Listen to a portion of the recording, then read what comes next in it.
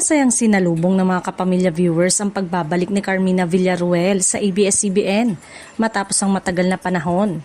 Sa ginanap na media presentation ng bagong seryeng The Loyalty Game, ibinahagi ng veteranang aktres ang isa sa mga pangunahing dahilan kung bakit niya tinanggap ang proyekto. Ayon kay Carmina, agad siyang nahikayat na maging bahagi ng serye dahil sa ganda ng kwento at lalim ng storya nito. Aniya, bihira ang mga proyektong may ganitong klase ng material kaya hindi niya pinalampas ang pagkakataong makasama rito. Bukod sa makabuluhang kwento, ikinatuwa rin ni Carmina ang pagkakataong muling makatrabaho ang Kapamilya Network. Matatanda ang matagal ding hindi nakagawa ng proyekto ang aktres sa ABS-CBN kaya espesyal para sa kanya ang pagbabalik na ito.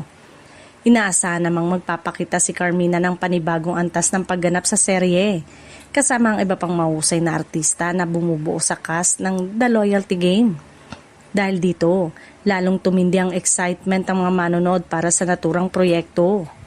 Sa kanyang pagbabalik kapamilya, pinatunay ni Carmina Villaruel na ang isang mahusay na kwento ay sapat upang muling mahikayat ang isang aktres na yakapin ang bagong hamon ng kanyang karera.